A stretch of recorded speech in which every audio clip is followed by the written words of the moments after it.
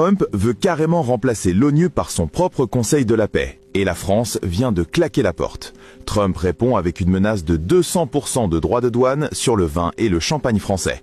On va décortiquer absolument tout ça couche par couche, parce que ce qui se joue là n'est pas une petite anecdote diplomatique, c'est potentiellement l'une des plus grosses tentatives de réorganisation de l'ordre mondial depuis 1945. On commence par le commencement. Il y a quelques semaines, Donald Trump annonce la création d'un Peace Council, traduit en français Conseil de la paix ou Conseil pour la paix selon les médias. Au départ, la communication officielle est très cadrée. Ce conseil doit accompagner la phase post-cessez-le-feu à Gaza. L'idée vendue est la suivante. Une fois qu'Israël et le Hamas auront signé un vrai cessez-le-feu durable, il faut quelqu'un pour superviser la reconstruction massive de Gaza, coordonner l'aide humanitaire qui va arriver de partout, mettre en place une administration palestinienne transitoire, acceptable à la fois par les Israéliens, les pays arabes modérés et les Occidentaux, et organiser le retrait très progressif des forces israéliennes pour éviter le chaos. Sur le papier, l'idée n'est pas folle. Même l'ONU a déjà voté des résolutions qui prévoyaient des mécanismes similaires dans le passé. Administration transitoire internationale, force multinationale de stabilisation, fonds de reconstruction. Sauf que très vite, le projet mute. Et quand je dis très vite, je veux dire en quelques semaines. Une charte de 8 pages est envoyée confidentiellement à environ 60 chefs d'État ou de gouvernement, et cette charte, qui a fuité lundi dernier dans plusieurs médias américains et européens, change radicalement la donne. Gaza n'est plus mentionné qu'une seule fois, en note de bas de page, comme un exemple possible d'application. Le cœur du texte dit maintenant: le Conseil de la paix a pour mission de promouvoir la stabilité globale, de rétablir une gouvernance fiable et légitime dans les régions affectées ou menacées par des conflits armés et de garantir une paix durable par des moyens pragmatiques et efficaces. En clair, on n'est plus limité à Gaza. On parle d'une organisation qui peut intervenir, ou du moins prétendre intervenir, en Ukraine, au Sahel, en mer de Chine méridionne, au Haut-Karabakh, en Corée, au Yémen, en Haïti, en Birmanie, partout où il y a un conflit ou un risque de conflit. C'est un mandat global. Deuxième élément clé, la gouvernance est taillée sur mesure pour Donald Trump. Il est président fondateur et président à vie tant qu'il ne démissionne pas volontairement. Il ne peut être destitué que si tous les autres membres constatent son incapacité physique ou mentale, unanimité requise, donc impossible en pratique. Il choisit seul qui inviter comme nouveau membre. Il peut révoquer n'importe quel membre à tout moment, sauf si les 2/3 des membres s'opposent. Son veto personnel est donc quasi absolu. Il nomme son successeur quand il le souhaite et ce successeur n'a pas besoin d'être approuvé par qui que ce soit d'autre. Il reste président même s'il n'est plus président des États-Unis. C'est du jamais vu dans une organisation qui se prétend internationale. Troisième élément, le financement et les sièges. Il y a 2 types de membres. Membres temporaires, mandat de 3 ans maximum renouvelable une fois, pas de contribution financière obligatoire, mais ils peuvent quand même verser de l'argent volontairement pour gagner de l'influence.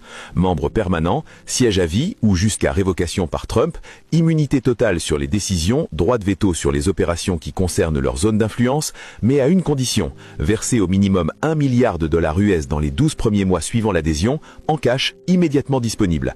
Pas de cotisation annuelle progressive comme à l'ONU, c'est paye 1 milliard d'un coup ou tu restes membre junior 3 ans max. Le Conseil aura son propre secrétariat, ses propres bureaux, on parle déjà de sites possibles à Miami, Dubaï et Belgrade, ses propres comités thématiques, sécurité énergétique, reconstruction post-conflit, lutte contre le terrorisme, cybersécurité des infrastructures critiques et surtout son propre fonds d'action rapide doté de plusieurs dizaines de milliards dès la première année grâce aux contributions des permanents. Quatrième élément, le discours officiel sur l'ONU. La charte est très claire, même si elle ne nomme jamais l'ONU directement. Trop d'institutions multilatérales ont failli par excès de bureaucratie, par paralysie diplomatique et par incapacité à agir rapidement quand des vies sont en jeu. Le Conseil de la paix choisit l'efficacité et le courage plutôt que le consensus à 193 voix. Trump répète depuis des années que l'ONU est obsolète, dominée par des pays hostiles aux États-Unis, selon lui, paralysée par le veto, surtout russe et chinois dernièrement, trop coûteuse pour ce qu'elle rapporte aux États-Unis, incapable d'empêcher les guerres. Il cite généralement l'Ukraine, Gaza ou le Yémen. Et il n'est pas le seul à le dire. Beaucoup de gens, même en Europe, critiquent le Conseil de sécurité et son droit de veto. Mais la différence, c'est que Trump ne propose pas de réforme de l'ONU, il propose de la contourner complètement en créant une structure parallèle qu'il contrôle. Cinquième élément, qui est invité? On sait qu'une soixantaine de dirigeants ont reçu la lettre personnelle de Trump avec la charte adjointe.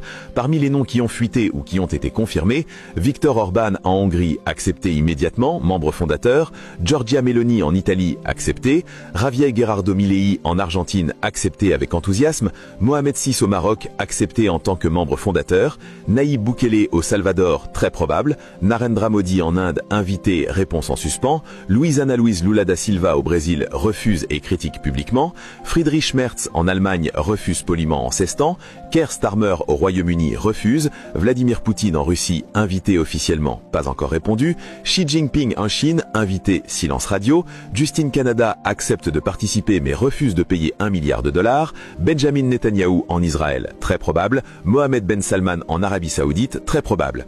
Et la France, Emmanuel Macron a répondu non dans les 48 heures suivant la réception de la lettre. Réponse écrite, très ferme, la France reste attachée à la Charte des Nations Unies comme fondement du droit international. Toute initiative parallèle qui risque de la concurrencer ou de la fragiliser ne peut recevoir notre soutien. Trump a réagi le lendemain sur Truth Social, la France veut jouer les grands donneurs de leçons mais refuse de payer pour la paix. Ok, alors 200% de droits de douane sur leur vin et leur champagne français à partir du 1er mars. On verra si elles aiment toujours autant le multilatéralisme. Quand leurs exportations s'effondrent, ceux du chantage économique pur et dur. Pour rappel, quand les États-Unis imposent 200% de droits de douane sur un produit français, ce ne sont pas les exportateurs français qui paient directement, ce sont les importateurs américains. Mais dans la pratique, le prix final explose, donc les consommateurs américains achètent beaucoup moins, les importateurs américains se tournent vers d'autres fournisseurs, Australie, Chili, Afrique du Sud, Californie, et les caves françaises perdent un marché énorme. Les USA représentent environ 30% des exportations de champagne en valeur. L'impact pourrait se chiffrer en centaines de millions d'euros par an pour la filière vin-champagne. Le gouvernement français a qualifié la menace de « indacceptable, d'une brutalité inouïe, contraire à l'esprit de l'OMC et du partenariat transatlantique ». Bruxelles prépare déjà des contre-mesures, taxes réciproques sur des produits américains stratégiques comme le bourbon, les Harley-Davidson, les jeans, le soja, les logiciels et les services digitaux. Mais l'Union européenne est divisée. Certains pays de l'Est et du Sud seraient tentés de rejoindre le Conseil de Trump pour contrer l'influence russe ou chinoise. Sixième élément, les précédents de Trump sur le multilatéralisme. Ce n'est pas la première fois qu'il casse du bois sur les organisations internationales. Retrait de l'accord de Paris sur le climat, 2017, réintégré par Biden, retrait en 2025, retrait du Conseil des droits de l'homme de l'ONU, 2018, retrait de l'UNESCO, 2017, réintégré depuis, menace permanente de quitter l'OTAN ou de réduire drastiquement la contribution US, blocage de financement de l'UNRWA pendant la pandémie, gel de contribution à l'OMS pendant la pandémie. Trump voit les organisations multilatérales comme des machines à ponctionner l'argent américain au profit d'intérêts étrangers. Son mantra « America First » signifie que les États-Unis ne doivent payer que pour ce qu'ils contrôlent directement. Avec le Conseil de la paix, il inverse la logique, ce ne sont plus les USA qui paient pour tout le monde, c'est les autres qui doivent payer pour avoir un siège à la table de Trump. Huitième élément, les arguments pour et contre. Pour ceux qui soutiennent ou qui pourraient soutenir, l'ONU est effectivement bloquée sur presque tous les grands conflits actuels. Le veto russe et chinois empêche toute action sur l'Ukraine, Taïwan, Gaza. Une structure plus légère et plus rapide pourrait sauver des vies plus efficacement. Les pays riches qui paient ont plus de poids, donc logique de not accession without representation inversée. Trump promet que le Conseil ne sera pas utilisé contre les intérêts des membres permanents, sorte de gentleman's agreement entre puissances payantes. Contre, position française et de beaucoup d'autres, violation du principe d'égalité souveraine des États, création d'un directoire des riches qui décide à la place de l'Assemblée générale, risque de légitimer des interventions unilatérales ou de coalitions de volontaires sans mandat onusien, affaiblissement mortel de l'ONU si les grandes puissances la désertent, danger pour le droit international, qui décide qu'un pays a une gouvernance non lifiable, Trump seul, instrument de chantage économique. Et maintenant, pour l'instant, on a une poignée de membres fondateurs confirmés, Maroc, Hongrie, Italie, Argentine, quelques gros poissons qui hésitent, Inde, Arabie Saoudite, Israël, les BRICS presque tous hostiles ou distants, l'Europe occidentale quasi unanime contre, France, Allemagne, Royaume-Uni, Espagne, Néerlande, les États-Unis qui disent que le Conseil commencera ses travaux dès que 10 membres permanents auront payé, soit 10 milliards minimum. La France, elle, a choisi son camp, rester fidèle à l'ONU, quitte à prendre des claques économiques.